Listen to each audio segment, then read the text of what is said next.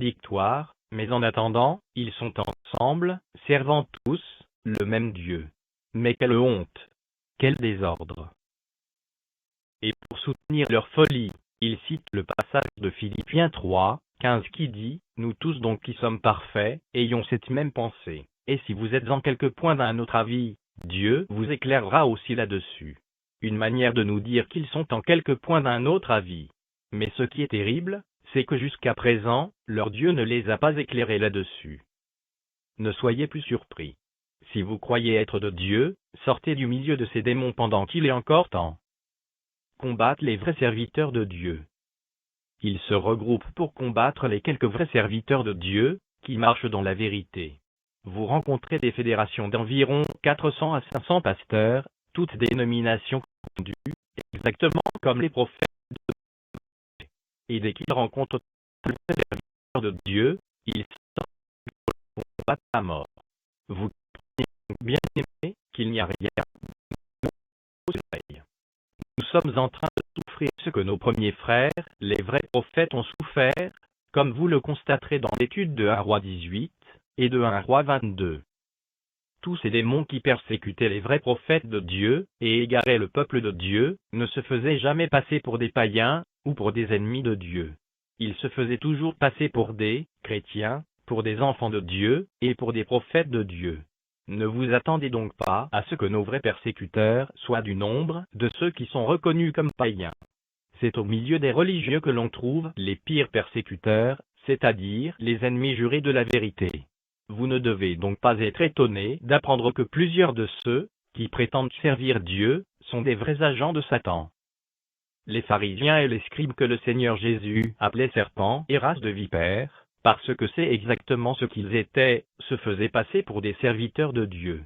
Ils donnaient l'impression au peuple que c'est Jésus qui n'était pas de Dieu. Ils tentaient de prouver au peuple que ce sont les enseignements de Jésus qui étaient faux. C'est ce qu'ils continuent de faire de nos jours, en tentant désespérément de prouver aux gens que ce sont nos enseignements qui sont faux. Les gens de Satan n'ont donc pas changé, parce qu'ils ne peuvent pas changer, et même les techniques de Satan n'ont pas changé. Vous, vrais enfants de Dieu, et vous, vrais serviteurs de Dieu, devez donc vous attendre à subir ce que vos premiers frères ont subi. Dans Jean 15, 20, le Seigneur Jésus nous dit, « Souvenez-vous de la parole que je vous ai dite, le serviteur n'est pas plus grand que son maître.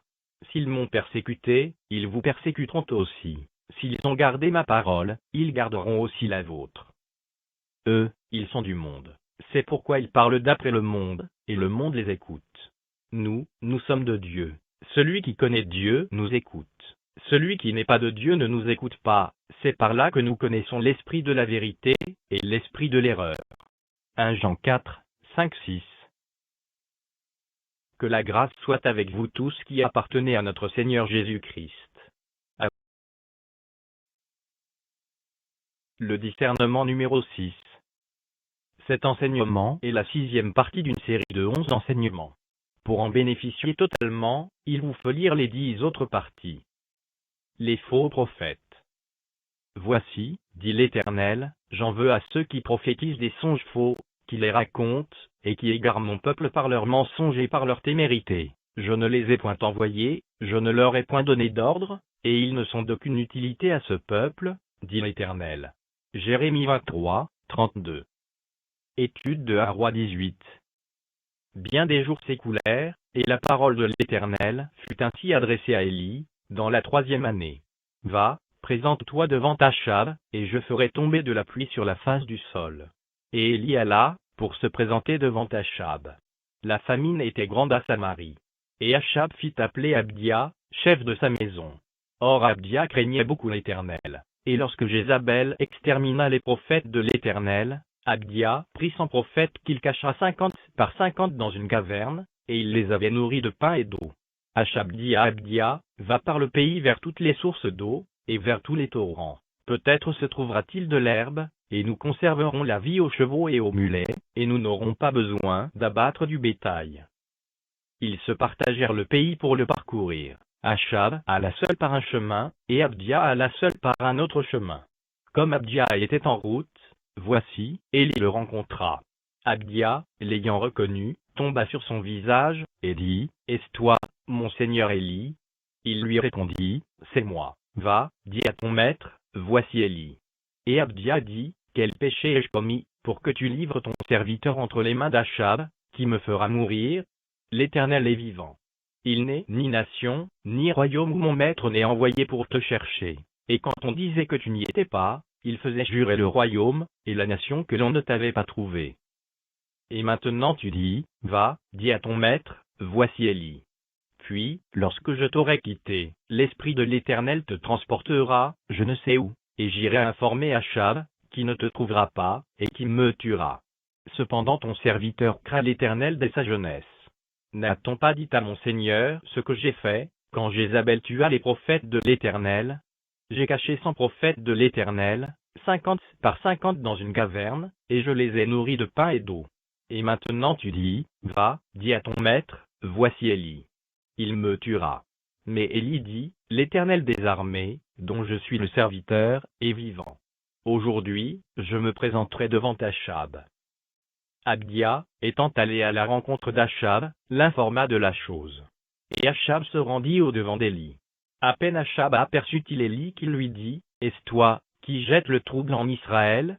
Élie répondit, je ne trouble point Israël. C'est toi au contraire, et la maison de ton père, puisque vous avez abandonné les commandements de l'Éternel, et que tu es allé après les Baals.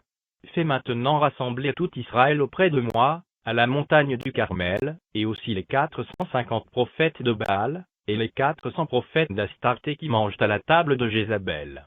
Achab envoya des messagers vers tous les enfants d'Israël, et il rassembla les prophètes à la montagne du Carmel.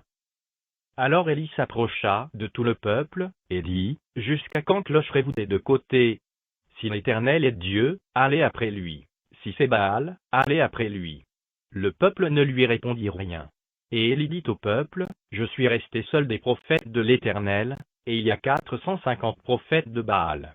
Que l'on nous donne de taureaux, qu'ils choisissent pour eux l'un des taureaux, qu'ils le coupent par morceaux, et qu'ils le placent sur le bois, sans y mettre le feu. Et moi, je préparerai l'autre taureau, et je le placerai sur le bois, sans y mettre le feu.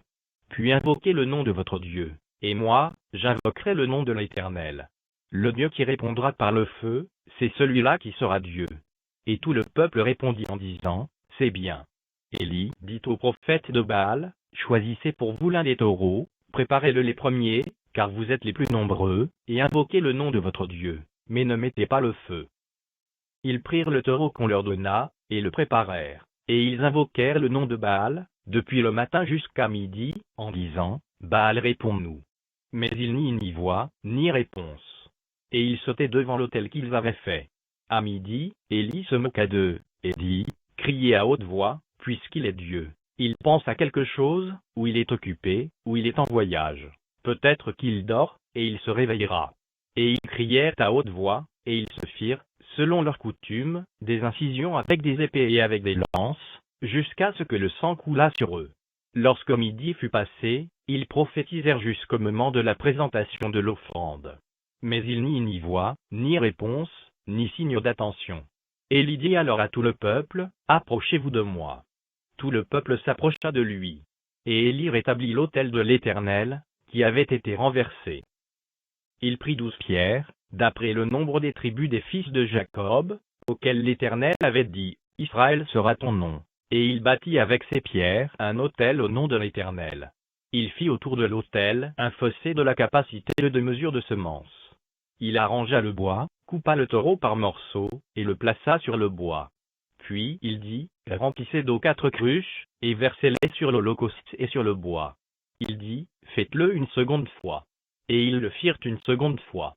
Il dit, faites-le une troisième fois. Et ils le firent une troisième fois. Le coula autour de l'autel, et l'on remplit aussi d'eau le fossé. Au moment de la présentation de l'offrande, Élie, le prophète, s'avança et dit, Éternel, Dieu d'Abraham, d'Isaac et d'Israël. Que l'on sache aujourd'hui que tu es Dieu en Israël, que je suis ton serviteur, et que j'ai fait toutes ces choses par ta parole. Réponds-moi, Éternel, réponds-moi, afin que ce peuple reconnaisse que c'est toi, Éternel, qui es Dieu, et que c'est toi qui ramènes leur cœur. Et le feu de l'Éternel tomba, et il consuma l'holocauste, le bois, les pierres et la terre, et il absorba l'eau qui était dans le fossé. Quand tout le peuple vit cela, Ils tombèrent sur leur visage et dirent, c'est l'Éternel qui est Dieu. C'est l'Éternel qui est Dieu. Saisissez les prophètes de Baal, leur dit Élie, qu'aucun d'eux n'échappe. Et ils les saisirent. Élie les fit descendre au torrent de Kison, où il les égorgea. Et Élie dit à Achab, monte, mange et bois, car il se fait un bruit qui annonce la pluie. Achab monta pour manger et pour boire.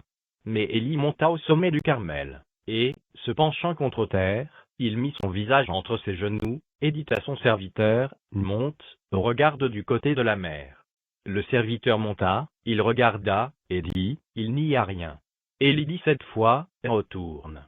À la 7e fois, il dit, voici un petit nuage qui s'élève de la mer, et qui est comme la paume de la main d'un homme. Élie dit, monte, et dit à Achab, attelle et descends, afin que la pluie ne t'arrête pas. En peu d'instants, le ciel s'obscurcit par les nuages, le vent s'établit, et il y eut une forte pluie. Achab monta sur son char, et partit pour Jizreel. Et la main de l'Éternel fut sur Élie, qui se ceignit les reins, et courut devant Achab jusqu'à l'entrée de Jizreel. Bien-aimés, après avoir lu ensemble ce premier passage, essayons d'en tirer quelques conclusions. 1. La différence entre les enfants de Dieu et ceux de Satan. Les enfants de Dieu ont toujours la crainte de Dieu et la crainte des vrais serviteurs de Dieu. Vous le voyez avec l'exemple d'Abdia. Dans sa crainte de Dieu et des prophètes de Dieu, il a refusé de participer au crime de la sorcière Jézabel, et il a risqué sa propre vie en sauvant certains prophètes de Dieu et en s'occupant d'eux en cachette. 2. L'esprit Jézabel. Jézabel n'avait officiellement aucun pouvoir, puisque ce n'est pas elle qui était roi, elle était juste la femme du roi. Pourtant, comme vous le constatez, face à ces décisions, le roi était presque inexistant et totalement impuissant. Voilà le pouvoir de Jézabel, voilà l'esprit de rébellion, d'insoumission et de domination qui anime les femmes servantes de Satan. Quand vous avez le malheur d'en épouser une, votre cas devient comme celui du roi Achab. Toutes ces femmes possédées de l'esprit de Satan n'ont qu'un désir, celui de s'élever contre l'autorité de Dieu. Ce faisant, elles contestent toutes les lois, les prescriptions et les décisions de Dieu. C'est pour cela que vous les voyez aujourd'hui revendiquer l'égalité entre l'homme et la femme. Dieu a interdit à la femme d'enseigner et de prendre l'autorité sur l'homme. Ce message est clair dans la parole de Dieu. Pourtant, vous avez aujourd'hui des milliers de Jézabel qui se sont élevées contre l'autorité de Dieu et qui s'appellent et se font appeler femmes pasteurs, femmes évangélistes, femmes docteurs, prophétesses avec des ministères indépendants et même femmes apôtres. C'est ici un élément de discernement que le Seigneur vous donne.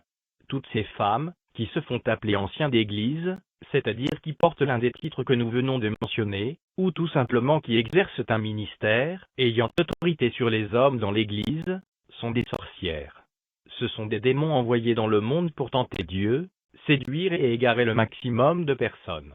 Si vous étiez encore dans l'ignorance, et suiviez de telles sorcières, les prenant pour des servantes de Dieu, repentez-vous maintenant, et fuyez-les rapidement.